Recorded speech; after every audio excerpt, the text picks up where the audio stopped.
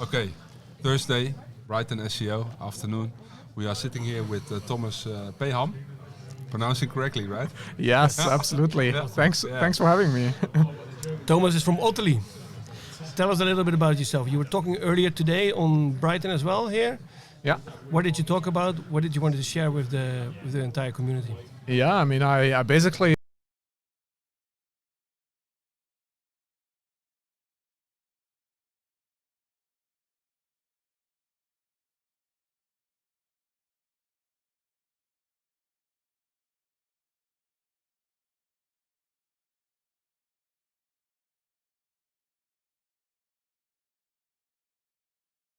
I keep telling people I never intended to go into marketing, but kind of SEO happened. And SEO happened because back then at uni I was building websites for fun. Yeah.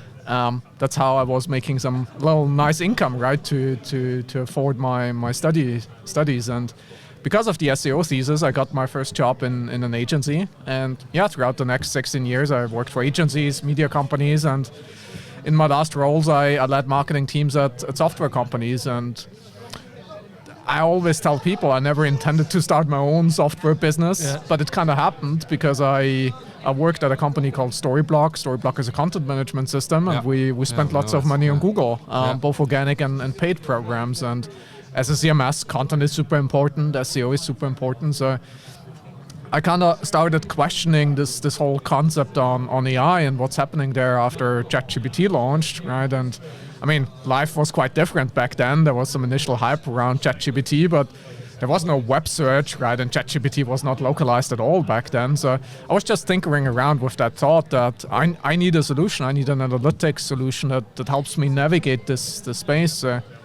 We started hacking away on the weekends with my because you have a developer background a bit then as well? I mean, I would never call myself a dev. I learned some basic HTML front-end stuff, and that's about it. But luckily, I got together with my former work colleagues. One is now our CTO, and he's the techie on the team. He was the techie back then, and I basically created the wireframe, some design mock-ups, and he then turned it into some first prototypes. And that's how we got started, basically building what would later on turn into Otterly AI. And 2 years ago already.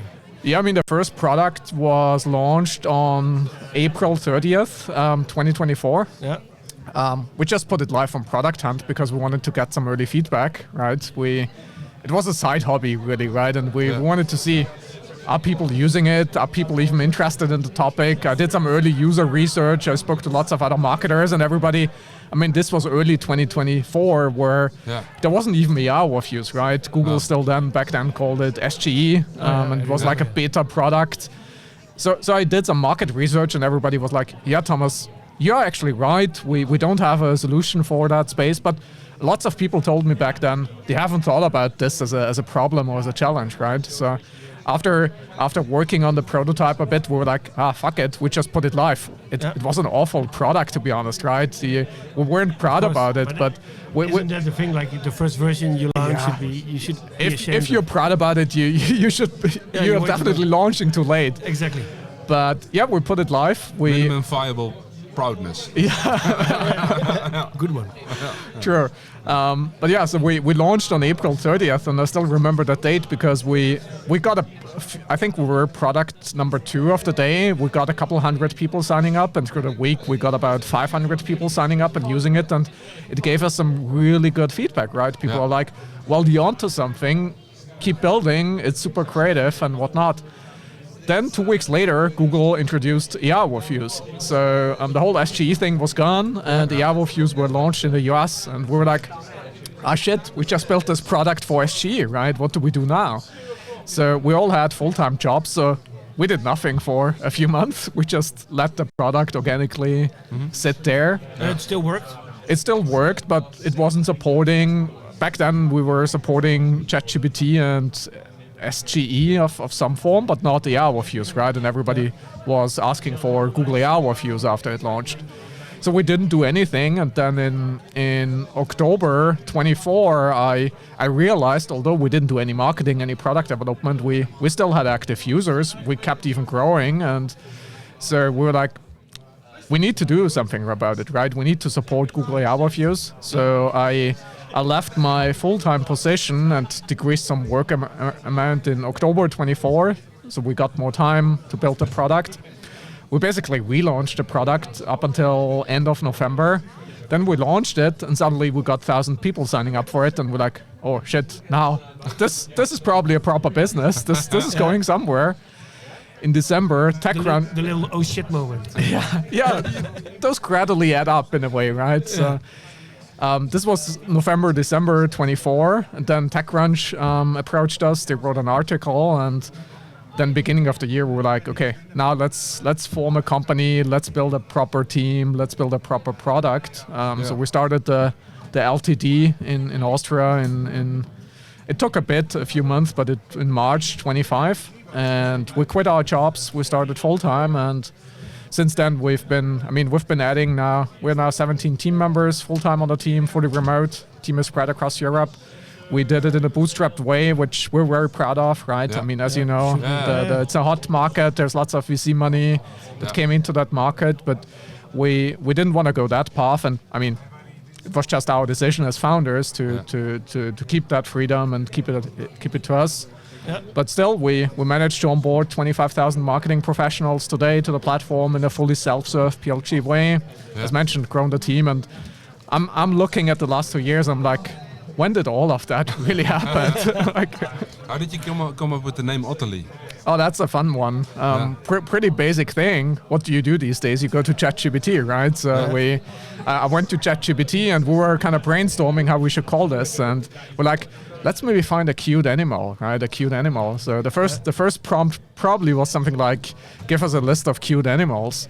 And then we're like, but we're an analytics product, so we also need an animal that has good eyesight, right? Because you don't want to choose an animal that doesn't see well as an analytic. Like a mole or something. Yeah.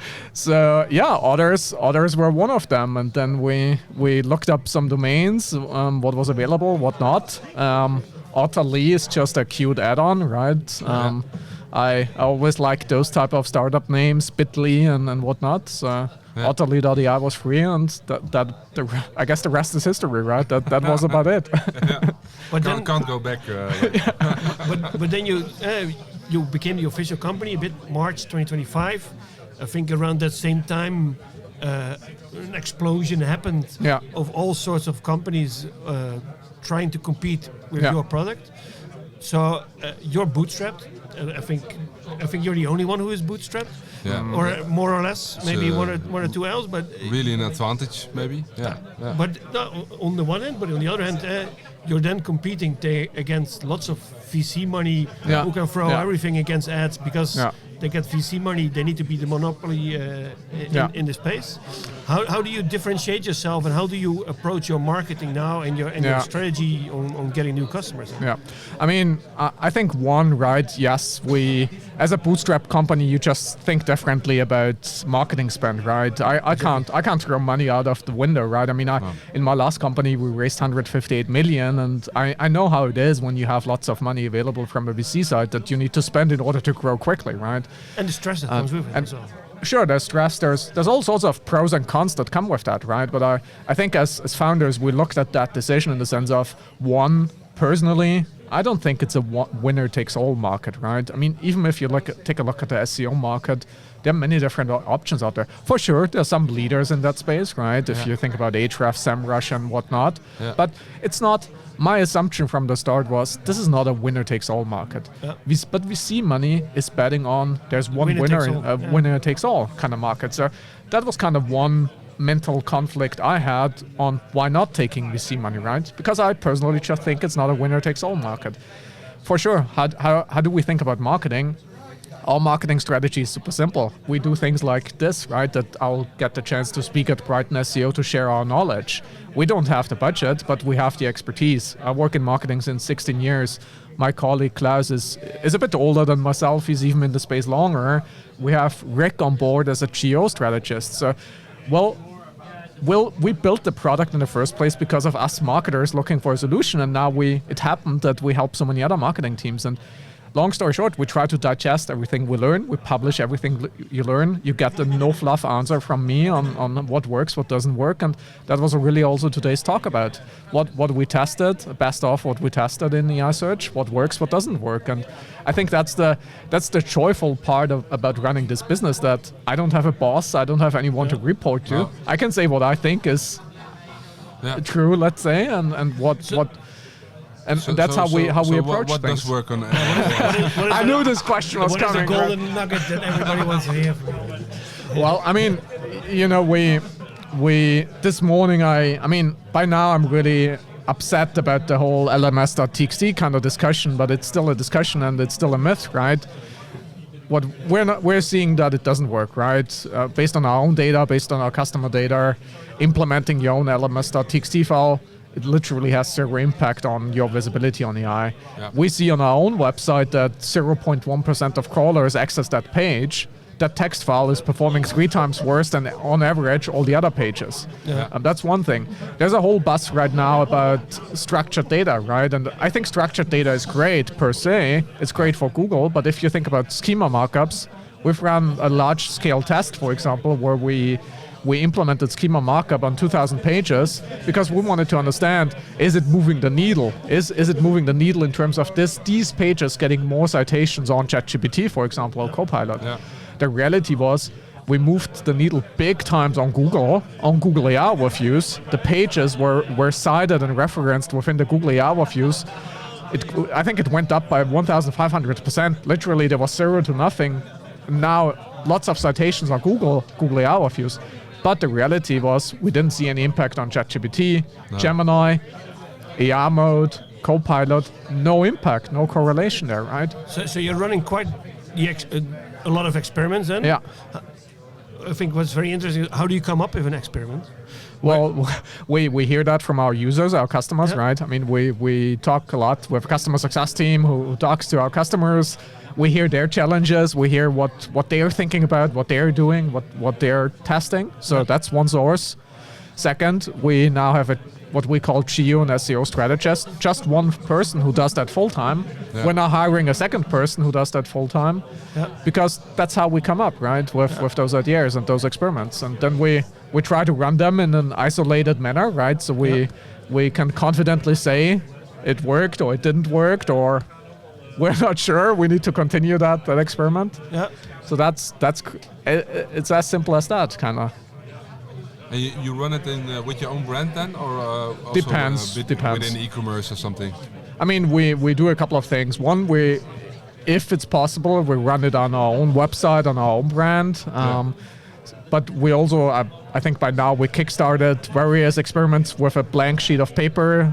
We created a domain, created a website, created a kind of fake brand. Mm-hmm. Just recently, we did an experiment where Rick created an agency website that didn't exist before, and we wanted to understand how certain off-page signals are impacting it. Yeah. So he went on to some PR activity and whatnot. So it depends on the experiment, but sometimes we also get customers and partners involved, right? So we have agencies who are very eager to also run co-experiments with us, and so it's nice, those three sources really. Made me think about, did you attend SEO Benelux? With the Cats TXT? No, the story with, no, not Cats TXT. The story with the Belgian agency that faked an entire newspaper. Okay. To influence ChatGPT answer, and ChatGPT fell for it. Okay. They create a French. The SEO Benelux last year. They create like a fake French newspaper. Fully fake articles and fake authors, just generating everything, and then to see if they could influence the answers. Cool. Yeah. But it worked really well. Yeah. So that's a huge problem for the future as well, right? Because how can ChatGPT integrate some kind of trust signals? Yeah. That I think, I mean, philosophically, that's the challenge, right? Because we as consumers, we trust the AI answer, right? We trust it more than maybe even our friends. And you see, I mean, you still see lots of fake information out there as well. The engine's hallucinating. I think it got much better at it, right? And I would hope personally, and I would trust that big tech will do a better job moving forward as well. But I think this is also still one of my favorite books out there. I think it's more than 15 years old by now, but it's Trust Me, I'm Lying from Ryan Holiday. Oh yeah, I think I read it. It's really it's really a good book where he also just shows like different news things on how you can manipulate the news. Yeah. For example, one of the things he was talking about at that point was like, okay, if you look at a news website, they get paid for clicks, so they don't care about the truth. They just want to publish this as quickly as possible, and they can always refute their article saying, look, this was not true. But if they take the time to fact check everything, then their competitor already publishes it, and they lose all the clicks, they lose all the advertising budget coming with it. And there's so many things indeed, and a lot of consumers, they blindly trust the ChatGPT and things like this. I mean, it becomes even harder, right, to separate what is real, what is AI generated. I mean, even when you think about content, images, copy, right? I mean, it's literally already impossible for, I mean, my mom to separate, is that a real image or is that an AI generated one? And I heard recently, like Google is, if you generate images, for example, with Gemini, they're gonna have like a certain hex code embedded in the image, so they at least their algorithm understands that, right, and recognizes and that. that's only on the images part. I'm thinking about the fact as well, like maybe I need to come up with a password with my kids, so that if they ever get a phone call when they have a phone, when they're old enough and they have a phone, and they get a phone call from me, and they don't fully trust it, they can always ask for the password on the phone to verify it's me and not a voice agent. I don't think it's getting easier, right? And it's. But there's your role then as Otterly to make sense overall, and I think what you're doing with running all of these experiments, it's super interesting to see and really learn helps from. The market. Helps. Because I think as SEOers, as working as an SEO freelancer or as an agency, you sometimes wish you had the time to start running these type of experiments, but then you just fully on with client work and you don't have the time to properly run an experiment. You should like run this. experiments with your clients. That's but not all clients are. It's not always experiments without telling your client. Well, I really like clients that are experiment driven and like that style. True. Because, but for sure. I mean, it's not always possible, right? No, it's not always possible. I mean, that's why we're here, right? As said, and that's why we're always telling our community, tell us what you have in mind, right? Pretty cool. We need that input, and then we have the resources, and we give it a try, and we're gonna learn together. That's kind of how we think. That's our marketing strategy, if you will, right? Together. Do it together, and as mentioned before, I don't have like an end goal, right? I'm not building this to whatever, right? I mean, I'll leave that to the VC-backed companies. So what is not an end goal, but what, like a B hack or something? What do you do in 5 years with Otterly? To be honest, whenever I made a plan what I'll be doing in 5 years, the plan never happened. So I never planned to work in marketing. What do you do in 2 weeks? That's the. So in the next 2 weeks, we have an MCP live, and we have some cool product updates. But no, I mean, next few years, I really don't know. I mean, I'm having fun building this. We're having fun building this, building out a remote team, international team. Doing it for my type of people is super fun, right? I feel that pain. I've been in those roles before. So as long as we're having fun, we keep doing, right? And we're having lots of fun. That's the best mindset to run a company, right? Having fun. Otherwise, I mean, if it's not fun. We work hard as well. Don't get me wrong, but I think you need to combine, and you need to. I think I'm always learning the most when I enjoy doing what I do, right? In the past, whenever I stopped enjoying myself at work, right, I stopped learning, and that's my philosophy, and that's how we try to build a company. One final thing before we let you go, and I think it's especially because if you're running experiments, this might give some nice little insights to the folks listening as well. We have one final question we ask to all our guests. Maybe Martijn, you can ask him.